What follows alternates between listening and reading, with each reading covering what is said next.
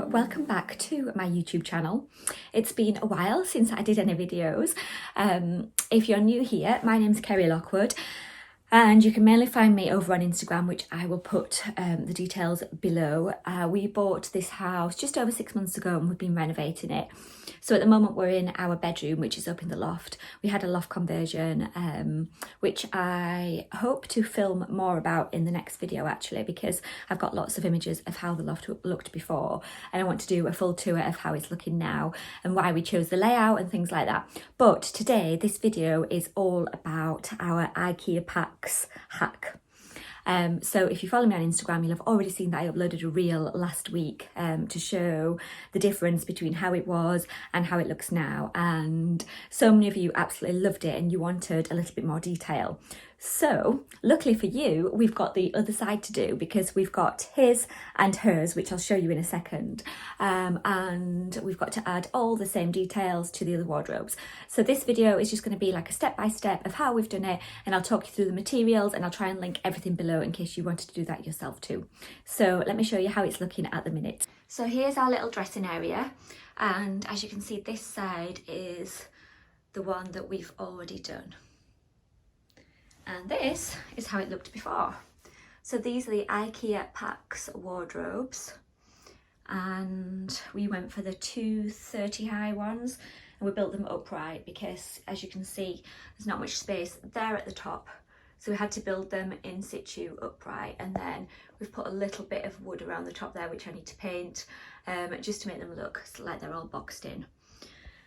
So yeah, we went for the plain doors, which I'll link below, and we decided, after seeing lots of different ideas on Pinterest, to add this moulding on here and paint it all, and this is how it turned out. The wardrobes are from Ikea, so the handles are from B&Q. They were £9 for two, and I'll talk you through exactly how we've done it. Let me show you the materials that we've used.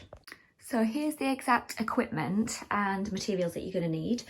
So we chose this moulding, which is a nice chunky one, and we got it from Percy Hudson, which is a local woodyard based in North Shields. So any kind of moulding is fine. You can go for thinner pieces if you want, or nice chunky ones like we have.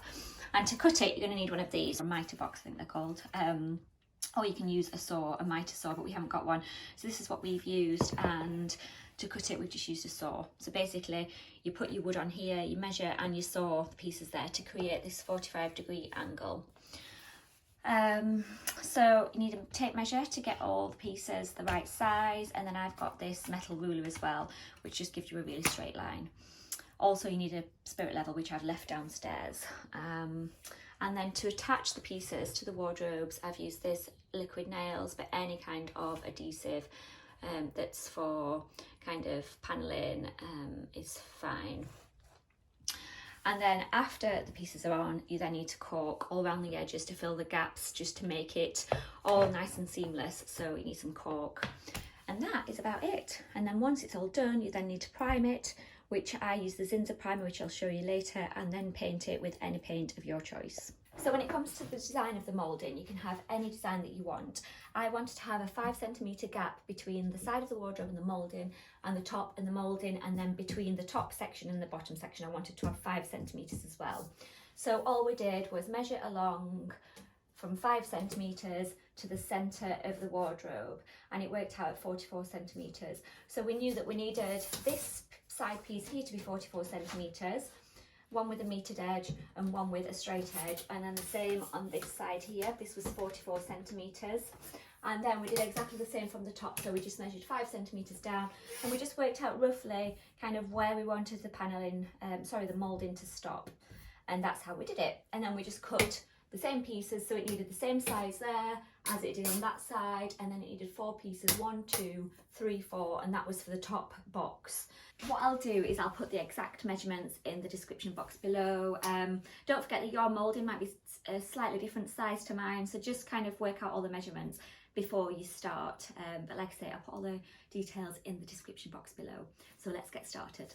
So just using a piece that we've already measured out when we did this side, and he's using that as a template. So what he's doing is he's drawing a line on there to show where we need to cut.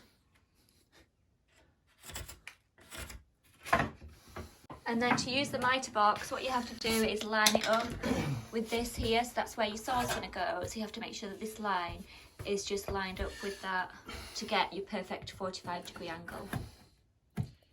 We should point out that they're never really perfect 45-degree angles.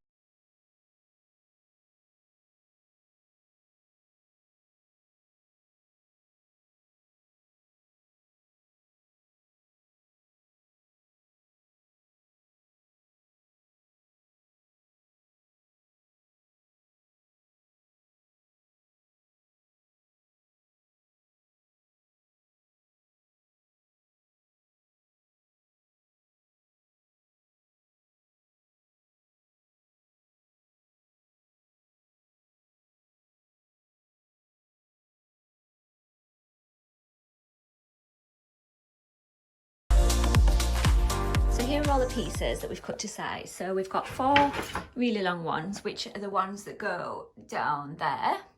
And then we've got 4 of the medium ones, which are the ones that go on the bottom down each side. They are 82 centimetres, the middle ones. The long ones are 130 centimetres. And then we've got these, which are for the sides. So we've got ones that go that way and then ones that go that way. And they work out at 44 centimetres. Yeah, 44 centimetres each. So like I said, I pop all the measurements at the bottom. So now we're ready to go. All we need to do is measure 5 centimetres from the top and then apply the first ones with glue.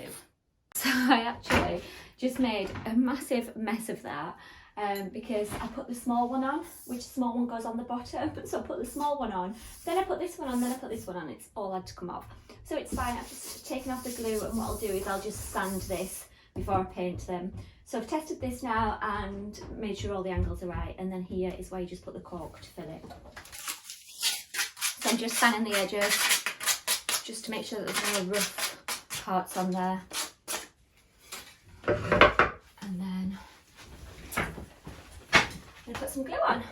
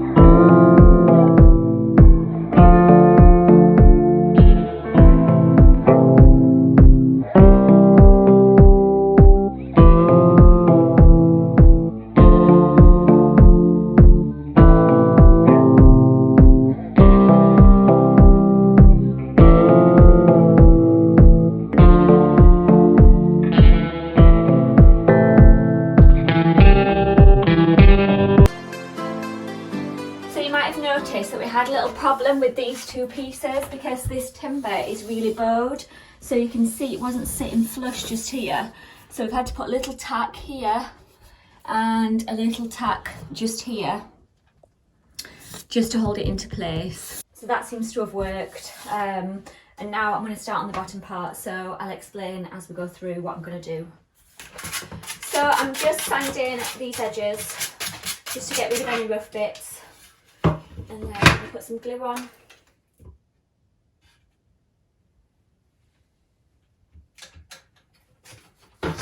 And this one's moved a little bit now. So there's 5 centimetres between here and here. It does help if you've got 2 people, so that's why Justin's here.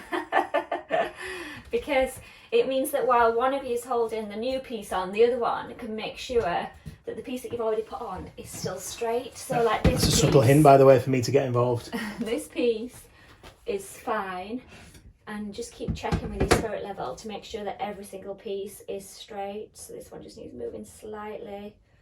And then it's just making sure that your joins still remain in the same place. So that's fine. So now Justin can hold on to that while I put the bottom bit on. Yeah, this is what happened, you see. So I've moved this one and then that's moved. So we need to double check on this one again. No, now that one's moved down. That's it. So this one is fine. This one's dropped massively. There we go. So that should be about right. And that one seems fine. So now I need to move this one to make sure that it all stays level.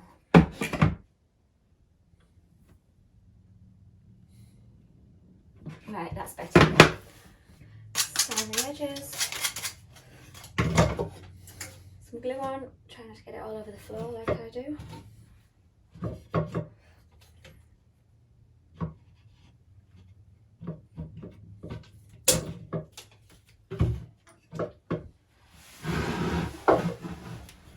And you can kind of work by eye on this piece. Just try and get them level. Is that about right? I think so. Let's do it level.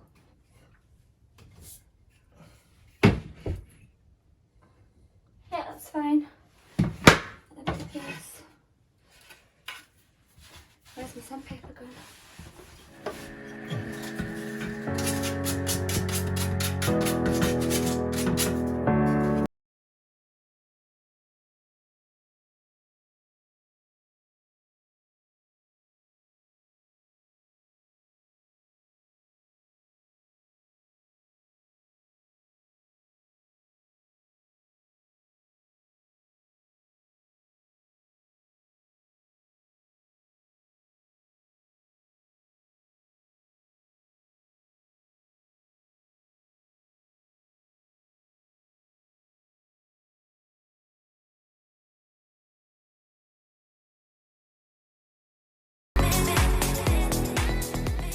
So there we are, all the moulding is on and in place. So we just got to let that dry a little bit and then I can do all the caulking.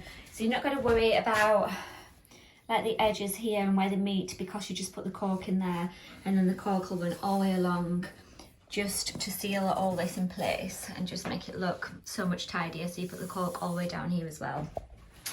So yeah, I'm really pleased with that actually. It looks so much better when it's all painted.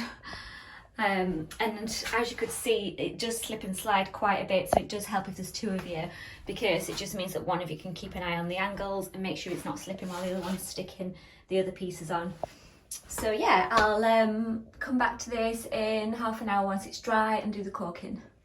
So to caulk, you can see that the tube's cut on an angle, and then all you do is put your caulk gun there and you squeeze along like that. And the same in here. Try and get inside. Join. Like that. And then you kind of wet your finger and run along the inside here. Just smooth it off. Just like that. And the same down here. Try and get a smooth edge on there. Wipe it on a tissue as you go.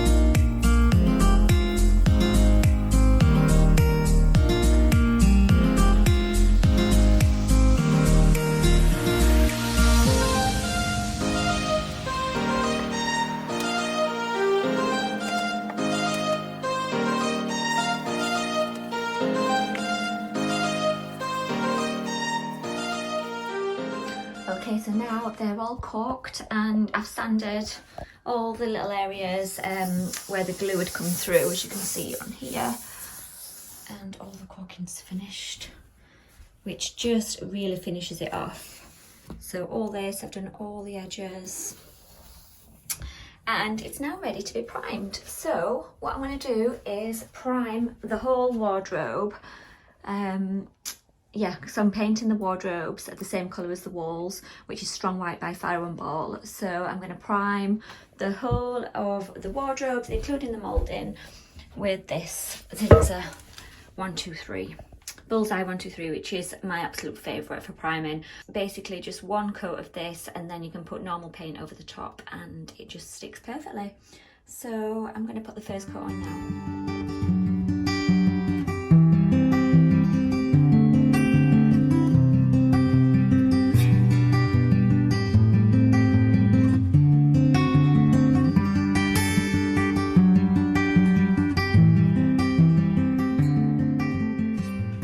And that is the first coat of primer done. So looking better already. So I'm only going to put one primer on and I'm going to put 2 coats of the Fire and Ball Strong White. But I'm going to leave that to dry for an hour first and go and have a cup of tea. So a few days have gone past since I primed the wardrobes. So I managed to get a coat of primer and 2 coats of paint on and let that dry. And then I started putting the handles on yesterday and suddenly thought, oh, I should be filming this. So I wouldn't normally be filming like this, but it's Mother's Day, so we're off out for lunch. So I thought I would quickly show you how I attach the handles because I want to get this video edited and live. So that's why I'm doing it today. So first up, the handles themselves are from B&Q. And they were £9 for the 2, so £4.50 each, which I think is a really good price. And they're called the Anato T-bar handle, which I will link below for you. And they come with the screws and everything, so all you need to do is drill 2 holes, and I'm going to show you how I measure those and how I attach them now. Right, so things that you're going to need are a ruler or a tape measure, spirit level and a pencil. So I'll just pop that on there. So what I'm going to do is measure 10 centimetres from here upwards, because that's where I want the bottom screw to be. So go 10 centimetres and put a little dot there. And then I want it to be 5 centimetres from the edge. So just measure from the edge and put another dot. So this dot here is where the first hole needs to be. So I'm going to put the first hole in now. Actually, I'm just going to mark the top one on as well. So the top hole needs to be 55 centimetres from this first bit of moulding. So again, I'm going to put 55 on there and I'm going to mark 5 centimetres in.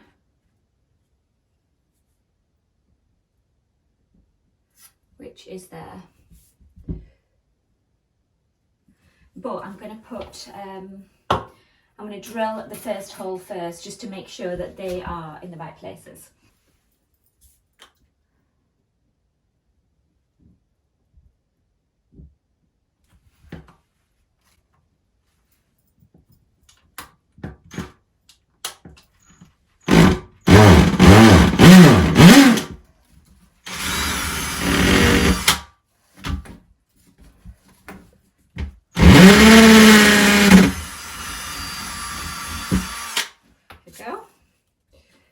Grab yourself a little bit of sandpaper and just give the hole on either side just a little rub over, just to get rid of any loose bits.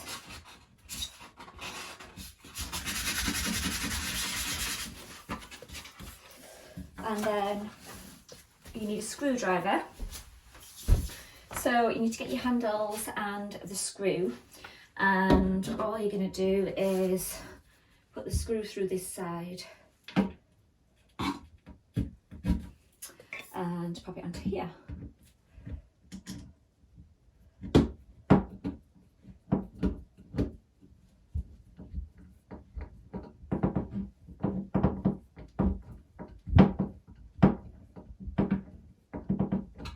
Right, so then again, I'm just going to make sure that that hole there matches up. And from what I can see, the hole needs to be just a tiny bit below the dot, which is fine. So I'm going to let that hang, and I'm going to drill my second hole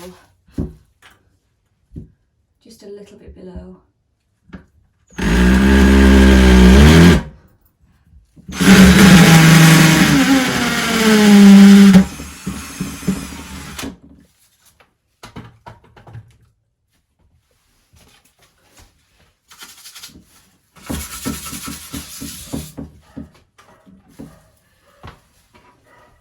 Get my other screw and literally screw this one into place.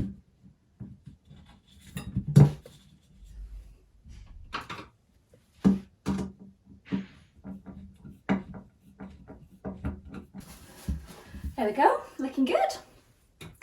So now I'm just going to repeat it on the other side. So I'll move the camera closer so that you can see better. So again, 10 centimeters. Put a little dot, and then you're going to measure 5 centimeters from there.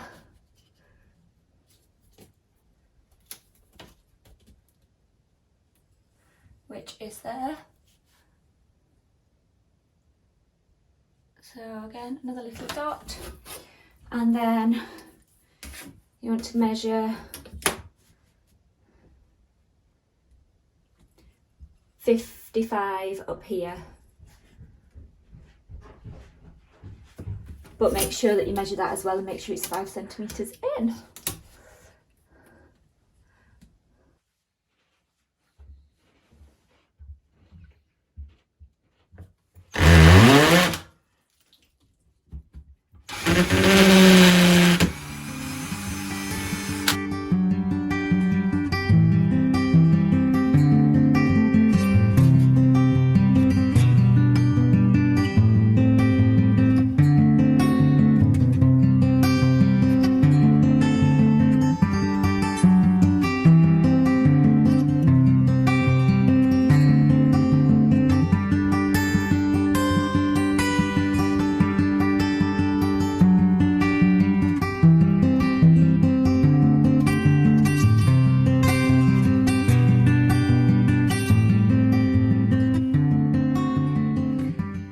They are finished.